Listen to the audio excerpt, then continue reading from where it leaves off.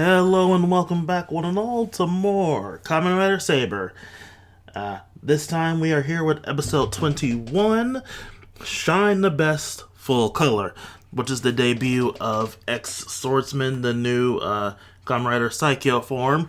And honestly, that's a bit of a back burner issue for the episode, because the episode mostly focuses on Toma's continuing character arc and the Source Logo stuff, which I honestly do kind of applaud. It does feel a bit weird for this to be a form debut episode, and the writer with the form debut is mostly absent throughout the whole episode, but let's actually talk about the episode real quick. So we start off with our normal Tassel introductions, only for Tassel to be interrupted by the appearance of Yuri in his house yet again.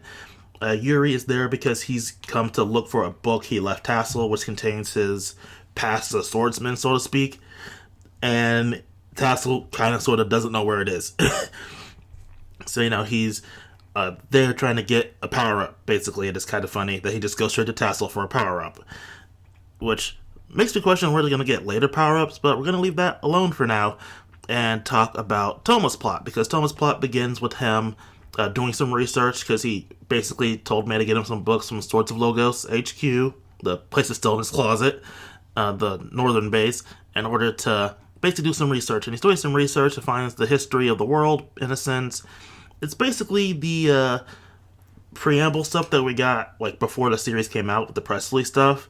That basically long time ago, some people were fighting over the Book of Destiny. That they call it something else, but I'm still going to call it the Book of Destiny because that's what it basically is. People were fighting over the Book of Destiny, and in the middle of that conflict, two swords appeared. The Sword of Light and Darkness appeared, and so people were used the swords to end the battle against the Megiddo, because the Megiddo had emerged around that time period. And the Megiddo that looks like they're fighting is Disaster, which could lead to some interesting implications about Disaster's origins. Also, interestingly enough, the swordsman that we see wielding both the Swords of Light and Darkness appears to be Yuri. Now, we know Yuri has a Sword of Light, but at one point did he have both the swords? Because he was a swordsman from that time period long ago. Anyway, as it turns out, also around that time period, people started crafting their own sacred swords. And the first of those sacred swords to emerge was Reika. Or the first they made was Reika, the Sword of Flames. Which, is Toma's sword. So Reika has some special backstory stuff because it was made in a shape of the original light and dark swords, which this makes me back a question. The sword of Rintaro's sword and the Sword of Thunder, the Swords of Water and Thunder, because they're also made of the same mold as Reika, could they potentially also have super special powers like Reika does, or is it just a Reika only thing? I mean, they're of the same mold because they just changed the emblems on the sword, for the different sounds and whatnot. But still, it would be interesting if they also had their own unique powers, like Reika does, because they're also the same mold. But anyway, Toma's research gets interrupted because Tetsuo and Ryo basically walk through his front door to confront him. Something that I was like, wait, why are you guys coming up with clever traps and trying to catch Toma when he's off guard when you know where his house is and go to it frequently? So they just walk into his front door, and you can again argue that the store isn't his house, but it's basically his house. So, it's basically where he lives. Kind of like how in Build, how technically speaking, the cafe was Sento's house, but he just lived underneath it. Or how the Kamen Rider Club has their club room. It's basically like that, but we're pretty sure that he lives there. At least I'm pretty sure that Toma lives in the bookstore. Anyway, they confront Toma, and they're going to leave that plot aside for the finale, because it's time to talk about the Megiddo, because they're up to shenanigans yet again. Basically, Storios is heading out. He decides to make a new Megiddo, combining the power of other Megiddo. And we also learn this episode as well that they've also been succeeding in their goals, despite being stalked by Toma 2 times, the other people that they've been shown attacking have all been turned into altar books. And that's horrifying because that's a pile of books. That's a pile of altar books. So that's a lot of dead people. And Toma's going to be angsting about that throughout the whole episode. So, they're close to doing whatever they need to do, even though Toma keeps stopping them on the small scale. On a larger scale, they're still succeeding.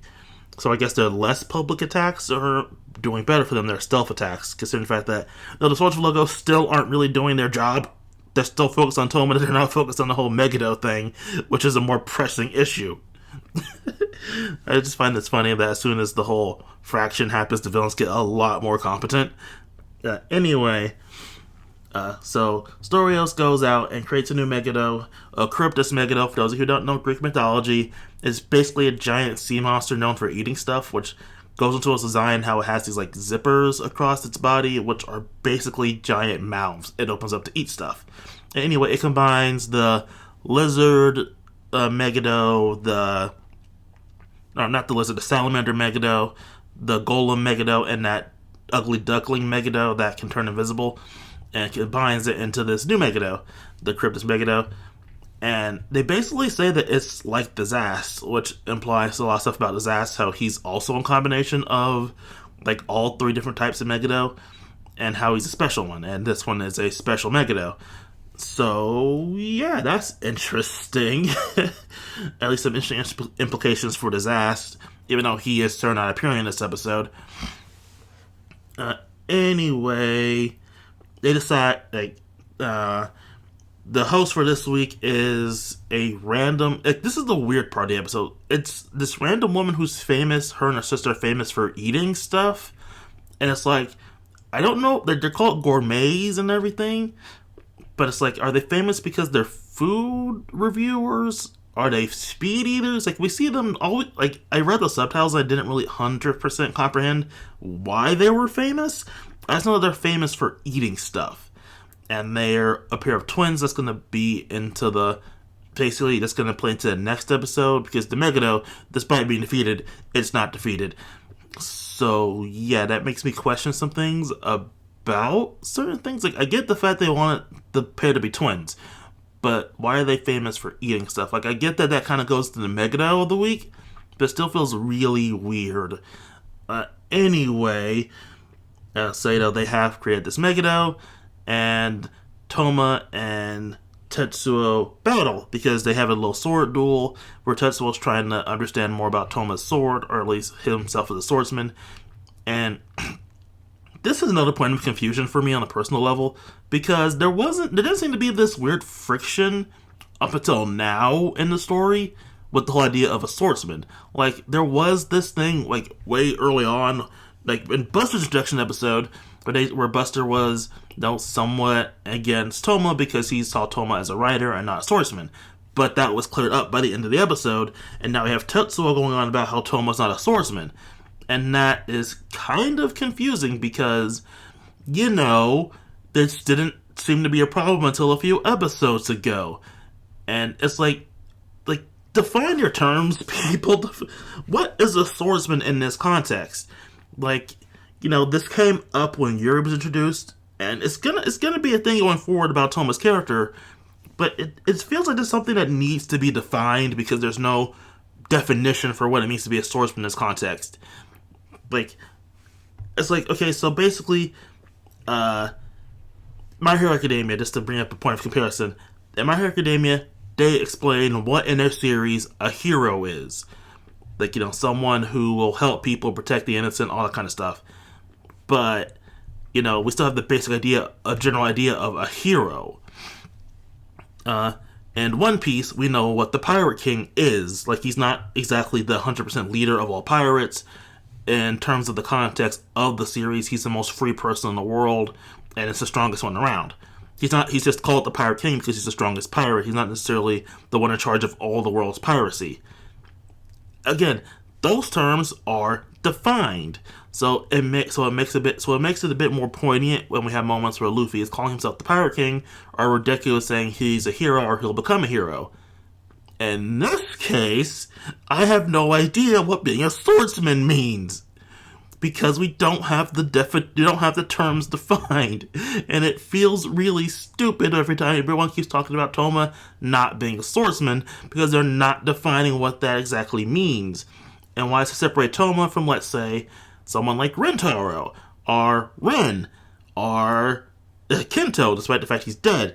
Like, what makes them swordsmen and doesn't make Toma a swordsman? Because up until this point, there didn't seem to be much difference, at least in terms of how they operated. But now there is a big difference, and it's confusing to me on a personal level. So, Tetsuo and Toma battle, and it's honestly a cool duel. It's a cool fight. In the middle of the fight, Tetsuo basically goes off on Toma about how he's relying a lot on the power of the books, which is interesting because Toma's whole fighting style is to use the power of the books, because they're his power-ups, and that's interesting. I mean, it would be a bit more interesting if we saw Tetsuo use more traditional swordsmanship in a way, instead of his whole weird sound gun thing that he does. But, I'm just going to leave that aside because it's basically the way the fighting choreography is, but it's an interesting note about the way Toma fights and how Tetsuo is defining swordsmanship, even though that still is a clearly defined term. Anyway, in the middle of the battle, Toma's sword glows hot with fire and is apparently stronger now, and it obviously switches to a slightly bigger prop sword, and he's able to defeat Tetsuo, although apparently the force of the attack knocks him out of his own transformation. Anyway, Tetsuo, he doesn't defeat Tetsuo, it's more of a draw, but Tetsuo basically says that he can hear Toma's sword now, or at least he heard it in that last attack. So this is what convinces Tetsuo to side with Toma, and so he leaves the Swords of Logos to side with Toma, although technically speaking, he's only leaving the southern base in order to work alongside Toma in order to end the threat, because his family are a long tradition of swordsmiths, and there's a saying where if they find someone who can unleash Rekka's power, it will lead them to the Golden Land or something like that. Basically, he's supposed to follow someone who can unleash the true power of Rekka or the true power of the swords, and he says that Toma has that potential to unleash the true power of Rekka.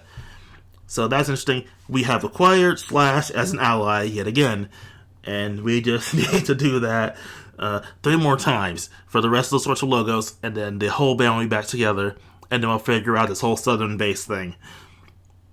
Anyway, he kind of leaves on amicable terms with Buster Rio, where he was like, hey, even though you're leaving, we're still the same goal of preserving the peace of the world, which is a fair point, which is why Rio hasn't gone full-on attacking Toma yet. He's like, look, we still have the same goal, we have to protect the world. I mean, outside of that one time they did it when Yuri first showed up. Speaking of Yuri, he gets his power-up, and he kind of just makes it himself, which, again, I don't clearly learn what the powers of Swords of Light seems to have, or just Yuri as a person seems to have.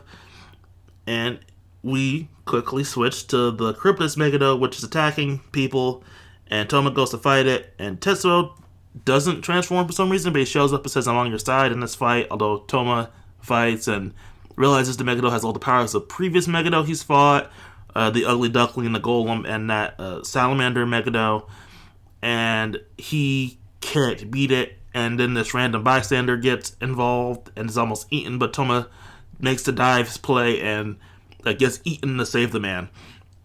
And that's when Yuri shows up and transforms, and then uses his new form after summoning Shadow, and uses ex-swordsman. I believe that's what it's called. I want to call it Nin Nin Comic so bad, but it's not Nin Nin Comic. It's I'll call it Nin Nin Swordsman. No, Comic Swordsman, or Swordsman Comic, because it's another one of those forms based on the idea of comic books, because the past few episodes here has been kind of somewhat obsessed with comic books. Anyway, he used this new power, and I honestly do like the form. The book is a bit complicated because it has all these kind of mode change things where it can move the armor, because it's like Shadow with some extra colorful armor pieces, so it can move the armor pieces to different points in the body, like the arms or the legs and stuff like that. And I don't hate it, but at the same time it feels a bit weird because, again, it's just Shadow with a bit of extra armor pieces on top of it. And apparently Yuri's no longer in the sword when he uses the power. He is fully in Shadow. And I do kind of like it. Again, I do like this form. itself. But it's one of those weird things where the toy is a bit complicated to use because you have to press the button on the book, or you should press the button on the book with the sword so many times to do the different mode changes. Because it's not different forms, it's just different modes of the form, like moving the extra armor to the arm instead of being in the center to give himself an extra weapon, moving the extra armor to the leg. It doesn't use the leg mode in this episode, but I imagine it's going to come up next time. I imagine moving it to the leg is for a strong rider kick, for a finisher. But yeah, ex-swordsman. Again, I'm still on the fence about it because it kind of just shows up at the very end of the episode and we only get like a bit of a fight with it. But I'm going to lean on the side of liking it right now because I do like the initial form because, it does look kind of interesting. Although, I guess for a guy whose power is light, it makes sense to have a very kind of gigantic, colorful, out there form like this, because it really is kind of super, super colorful. Anyway, he saves Toma, they defeat the Megiddo, and they go back to base. And the Megiddo's not dead though, because Storios shows up, proclaims the altar book that wasn't destroyed, because the Megiddo is reforming, and that ends the episode, because next week we're gonna dive more into this whole Cryptus Megiddo and all that kind of stuff, and apparently some stuff with Rio, because it's gonna be his big episode with Toma next, and his son makes an appearance again. So yeah.